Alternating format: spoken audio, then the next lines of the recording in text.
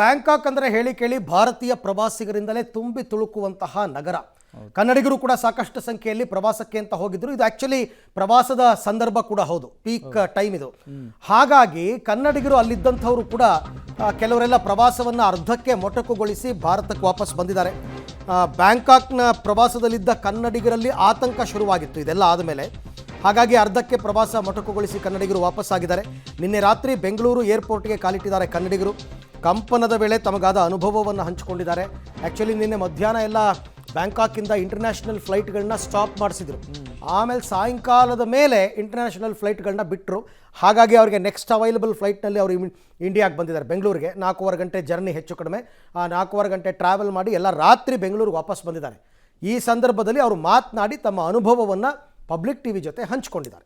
Bangkok ಮತ್ತು ಮ್ಯಾನ್ಮಾರಲ್ಲಿ ಭೂಕಂಪ ಆಗಿರುವಂಥ ಕಾರಣಕ್ಕಾಗಿ ಅಲ್ಲಿಂದ ಕನ್ನಡಿಗರು ಬರ್ತಿರುವಂಥದ್ದು. ಇವತ್ತು ಏರ್ಪೋರ್ಟ್ಗೆ ಬಂದಿರುವಂಥ ಕನ್ನಡಿಗರ ಜೊತೆ ಹೇಗಿತ್ತು ಅಲ್ಲಿಯ ಅನುಭವ ಅನ್ನೋದನ್ನು ಮಾತಾಡಿಸ್ತೀನಿ. ಸರ್, ಮೊದಲನೇದಾಗಿ ನೀವು ಬ್ಯಾಂಕಾಕಿಂದ ಬಂದಿದ್ದೀರಾ, ಬ್ಯಾಂಕಾಕಲ್ಲಿ ಭೂಕಂಪ ಆಗಿದೆ, ಹೇಗಿದೆ ಸರ್ ಪರಿಸ್ಥಿತಿ?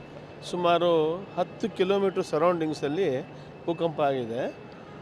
ಅದರಲ್ಲಿ ನಮ್ಮ ಅನುಭವಕ್ಕೆ ಏನಂದರೆ, ನಾವು ನಮ್ಮ ರೂಮನ್ನು ಹೋಟೆಲನ್ನು ನಾವು ಬಿಟ್ಟು ಚೆಕ್ಔಟ್ ಮಾಡಿ ಸುಮಾರು 1 ಗಂಟೆ ಆದಮೇಲೆ ನಮಗೆ ಭೂಕಂಪದ ಅನುಭವ ಆಯಿತು. ನಾವು ಯಾವುದೋ ಒಂದು ಡಾಲ್ಫಿನ್ ಕಾರ್ಯಕ್ರಮದಲ್ಲಿ ನಾವೆಲ್ಲ ಕಂಪ್ನಿಯೆಲ್ಲ ಕೂತಿದ್ದಾಗ ನಮಗೆ ಡಾಲ್ಫಿನ್ ಕಾರ್ಯಕ್ರಮದಲ್ಲಿ ನಾವು ಹಿಂಗೆ ತೇಲಾಡ್ದಂಥ ಅನುಭವ ಆಗೋಯಿತು. ಆಮೇಲೆ ಕಾರ್ಯಕ್ರಮದಿಂದ ಬಂದು ನಾವು ಅವ್ರು ಕೇಳಿದಾಗ ಅಲ್ಲಿ ಭೂಕಂಪ ಆಗಿದೆ. ಸುಮಾರು 2-2.5 ಗಂಟೆ ಸುಮಾರದಲ್ಲಿ ಆಗಿದೆ. 45 ಜನ ಏನೋ ಡೆತ್ ಆಗಿದ್ದಾರೆ ಅಂತ ಗೊತ್ತಾಯಿತು. ಸರ್, 2-2.5 ಸುಮಾರಿಗೆ ಭೂಕಂಪ ಆದ ಸಂದರ್ಭದಲ್ಲಿ ಒಂದು ರೀತಿ ತೇಲೋ ಥರ ಫೀಲ್ ಆಗ್ತಾಯಿತ್ತು ಅಂತ ಹೇಳ್ತಾ ಇದ್ರಿ. ಹೆಂಗಿತ್ತು ಸರ್ ಅಲ್ಲಿ ಅದರ ತೀವ್ರತೆ ಎಷ್ಟು ಪ್ರಮಾಣದಲ್ಲಿ ಅದು ಆಗ್ತಾ ಇದೆ ಅಂತ? ಅಲ್ಲಿ ಅವ್ರು ಕೊಟ್ಟಂಥ ಮಾಹಿತಿ ಪ್ರಕಾರ 7.5 ಅಂತ ಅಲ್ಲೇ ಮಾಹಿತಿ ಸಿಕ್ತು ಸರ್. ಅಲ್ಲಿ ನಮ್ಮ ಗೈಡೆಲ್ಲ ಇರ್ತಾರಲ್ಲ ಸರ್, ನಮಗೆ ಅದ್ರ ಮಾಹಿತಿ ಇರಲ್ಲ. ಗೈಡ್ ಏನು ಹೇಳಿದ್ದು ಅಂತ ಹೇಳಿದ್ರೆ 7.5 ಆಗಿದೆ ಅಂತೇಳಿ ಆವಾಗಲೇ ಅವರ ಲೋಕಲ್ ಟಿ ವಿಗಳಲ್ಲಿ ಏನು ಬರುತ್ತೆ ಅದನ್ನು ನಮಗಲ್ಲಿ ತೋರಿಸಿದ್ರು. ಇಷ್ಟ ಆಯಿತು ಸರ್. ಸುಮಾರು ಒಂದು 40-45 ಜನ ಇದ್ದಾರೆ. ನಮ್ಮ ಬಾಸು ಅಲ್ಲೇ ಇದ್ದರು. ಅವರು ಡೈರೆಕ್ಟಾಗಿ ಅದನ್ನು ನೋಡಿದ್ರು. ನೋಡಿ ಅಲ್ಲಿಂದ ನಮಗೆ ಟ್ಯಾಕ್ಸಿಗಳು ಸಿಗಲಿಲ್ಲ, ಏನೂ ಸಿಗಲಿಲ್ಲ. ಮುಗಿಸ್ಕೊಂಡು ನಮಗೆಲ್ಲ ಸಿಕ್ತು ಸರ್, ನಮ್ಮ ಬಾಸ್ಗೆ ಸಿಗಲಿಲ್ಲ ಟ್ಯಾಕ್ಸಿ. ಏನೋ ಬ್ಯಾಂಕಾಕ್ನಲ್ಲಿ ಭೂಕಂಪ ಆಗಿ ಸಾಕಷ್ಟು ಸಾವು ನೋವುಗಳಾಗಿದೆ. ಅಲ್ಲಿದ್ದಂಥ ಕನ್ನಡಿಗರು ಇವತ್ತು ಬೆಂಗಳೂರಿನ ಅಂತಾರಾಷ್ಟ್ರೀಯ ವಿಮಾನ ನಿಲ್ದಾಣಕ್ಕೆ ಬಂದಿದ್ದಾರೆ. ಅಲ್ಲಿ ಭೂಕಂಪ ಆದಂಥ ಸಂದರ್ಭದಲ್ಲಿ ಹೇಗಿತ್ತು ಅವರಿಗೆ ಅನುಭವ ಅನ್ನೋದಂತನ ಅಲ್ಲಿ ಬ್ಯಾಂಕಾಕಲ್ಲಿ ಇದ್ದಂಥ ವ್ಯಕ್ತಿಗಳನ್ನು ಮಾತಾಡ್ತೀನಿ. ಸರ್, ಮೊದಲನೇದಾಗಿ ಬ್ಯಾಂಕಾಕ್ನಲ್ಲಿ ಭೂಕಂಪ ಆದಂಥ ಸಂದರ್ಭದಲ್ಲಿ ಹೇಗಿತ್ತು ಪರಿಸ್ಥಿತಿ? ಸರ್, ಅಲ್ಲಿ ನಾವು ಒಂದು ಶೋದಲ್ಲಿ ಕುಂತ್ಕೊಂಡಿದ್ವಿ. ಆವಾಗ ನಮಗೆ ಏನಾಯಿತು, ತುಂಬ ಶೇಕ್ ಆದಂಗೆ ಆಯಿತು. ಫುಲ್ಲು ನಾವು ಏನು ಮಾಡಿದ್ವಿ, ಆ ಕಡೆ ಈ ಕಡೆ ವಾಲಿದ ತಕ್ಷಣ ಇಲ್ಲಿ ಏನೋ ಆಗ್ತಾಯಿದೆ ಅಂತಂತ ನಮಗೊಂಥರ ಫೀಲ್ ಆಯಿತು. ಆದರೆ ಯಾರೂ ಅದಕ್ಕೆ ಭಯಪಡಲಿಲ್ಲ. ಬಟ್ ನಾವಿರೋ ಪ್ಲೇಸಿಂದ ಸಾಧಾರಣ ಒಂದು 6 ಕಿಲೋಮೀಟ್ರ್ ಆಚೆಗೆ ತುಂಬ ಅನಾಹುತ ಆಗಿದೆ. ಅಲ್ಲಿ ಏನಾಗಿದೆ ಅಂತಂದರೆ ಕರ್ನಾಟಕದವ್ರು ಸುಮಾರು ಜನ ಇದ್ದಾರೆ ಅಂತ ನಮಗೆ ಅನ್ನಿಸ್ತಾ ಇದೆ. ಅದರಲ್ಲೇ ನಮ್ಮ ಒಂದು ಟೀಮಲ್ಲಿ ನಾವು ಒಂದು 22 ಜನ ಹೋಗಿದ್ದು. ನಾವು 22 ಟೀಮಲ್ಲಿ ಒಬ್ಬರು ಮಾತ್ರ ಅಲ್ಲಿ ಸಿಕ್ಕೊಂಡಿದ್ರು. ಬಟ್ ಅವ್ರಿಗೆ ಫೋನ್ ಮಾಡಿದಾಗ ಇಲ್ಲ, ನಾವು ಹೊರಗಡೆ ಇದ್ದೀವಿ, ನಾ ಈಗ ಬರ್ತೀನಿ ಅಂತೇಳಿ ಭಾಳ ಹೆದರಿದ್ರು ಅವರು. ಆದರೆ ಅವರಿಗೆಲ್ಲ ಮೈಯಲ್ಲೆಲ್ಲ ಧೂಳು ಆಗಿತ್ತು. ಯಾಕಂದರೆ ಆ ಬಿಲ್ಡಿಂಗ್ ಬಿದ್ದಿರೋ ಪ್ರದೇಶ ಐತಲ್ಲ, ಆ ಪ್ರದೇಶದಲ್ಲಿ ತುಂಬ ಸಿವಿಯರಾಗಿ ಡ್ಯಾಮೇಜ್ ಆಗಿದೆ. ಹಾಗಾಗಿ ಅವರು ತುಂಬ ಹೆದರಿದ್ರು. ಅವರು ಸೇಫಾಗಿ ಬಂದಿದ್ದಾರೆ. ಯಾವುದು ನಾವು 22 ಜನ ಹೋಗಿದ್ರ ಪೈಕಿ ಯಾರಿಗೂ ಒಂದು ಅನಾಹುತ ಆಗಿಲ್ಲ.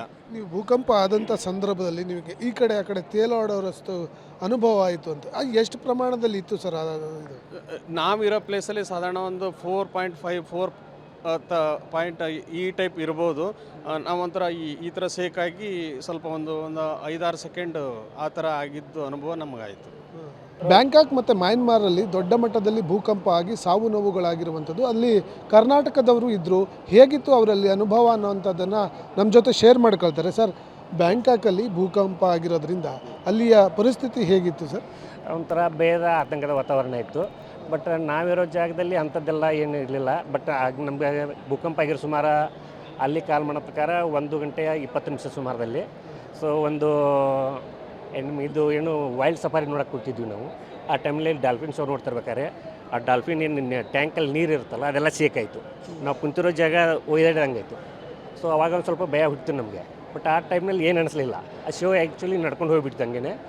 ಆಮೇಲೆ ಹೊರಗಡೆ ಬರೋ ಅಷ್ಟರಲ್ಲಿ ಎಲ್ಲ ಟಿ ವಿ ನ್ಯೂಸು ಆಮೇಲೆ ಮೊಬೈಲಲ್ಲೆಲ್ಲ ಬರೋಕ್ಕೆ ಸ್ಟಾರ್ಟ್ ಮಾಡಿತು. ಊರ ಕಡೆಯಿಂದ ಫೋನ್ ಬರ್ತಾಯಿತ್ತು. ಸೊ ಇಂಡಿಯಾದಿಂದ, ಬೆಂಗಳೂರಿಂದ, ಆಮೇಲೆ ಬೆಳಗಾಂನಿಂದ, ಮನೆ ಕಡೆಯಿಂದ, ಫ್ರೆಂಡ್ಸ್ ಕಡೆಯಿಂದ ಎಲ್ಲ ಫೋನ್ ಕಾಲ್ಸ್ ಎಲ್ಲ ಬರೋಕ್ಕೆ ಸ್ಟಾರ್ಟ್ ಮಾಡಿದ್ವು. ಆ ಫೋನ್ ಕಾಲ್ಸ್ ಬರೋಕ್ಕೆ ಸ್ಟಾರ್ಟ್ ಆದಮೇಲೆ ನಮಗೆ ಆತಂಕ ಸ್ಟಾರ್ಟ್ ಆಗಿದೆ. ಅದಕ್ಕಿಂತ ಮುಂಚೆ ಹಿಂಗೆ ಆಗಿದೆ ಅಂತ ಗೊತ್ತಿರಲಿಲ್ಲ. ಆಮೇಲೆ ಲೋಕಲ್ ನ್ಯೂಸೆಲ್ಲ ನೋಡಿದ್ವಲ್ಲ, ಆ ಟೈಮ್ನಲ್ಲಿ ಬ್ಯಾಂಕಾಕಲ್ಲಿ ಪ್ರಾಬ್ಲಮ್ ಆಗಿತ್ತು. ಸರ್, ಈಗ ನೀವು ಶೋ ನೋಡ್ಕೊಂಡ್ರಿ, ಶೋ ನೋಡಿದಂಥ ಸಂದರ್ಭದಲ್ಲಿ ಒಂಥರ ಶೇಕ್ ಆದ ಫೀಲಿಂಗು ಅಲ್ಲಿ ಮುಗೀತು. ಆ ಶೋ ನೋಡ್ಕೊಂಡು ಆದ ನಂತರ ಹೊರಗಡೆ ಬಂದು ಭೂಕಂಪ ಆಗಿದೆ ಅನ್ನುವಂಥದ್ದು ಗೊತ್ತಾದ ನಂತರ ಅಲ್ಲಿ ವಾತಾವರಣ ಹೇಗಿತ್ತು ಸರ್ ಹೊರಗಡೆ? ಸೊ ಹೊರಗೆ ಬಂದಮೇಲೆ ಜನರಲ್ಲಿ ಭಯ ಅಂತೂ ಇತ್ತು. ಆಮೇಲೆ ನಮ್ಮ ಜೊತೆ ಇರೋರು ಇನ್ನೂ ಕೆಲವರು ನಮ್ಮ ಜೊತೆ ಬಂದಿರೋ ಆಫೀಸರ್ಸು ಅವರು ಬ್ಯಾಂಕಾಕ್ ಸಿಟಿಲೇ ಇದ್ದರು. ನಾವು ಅಲ್ಲಿಂದ ಸಫಾರಿ ಹೊರಡು ಬಂದಿದ್ವಿ. ಅವ್ರು ಇನ್ನೂ ಬಂದಿರಲಿಲ್ಲ. ಅವ್ರು ಫೋನ್ ಕಾಲ್ ಮಾಡಿದಾಗ ಅವರಿರೋ ಹೋಟೆಲ್ ಅಕ್ಕಪಕ್ಕನೇ ಆಗಿತ್ತಲ್ಲ, ಅದೇ ಹೋಟೆಲಲ್ಲಿ ನಾವು ಲಾಸ್ಟ್ ಡೇ ಇದ್ವಿ. ಅದ್ರ ಸರೌಂಡಿಂಗ್ ಎಲ್ಲ ಆಗಿತ್ತು.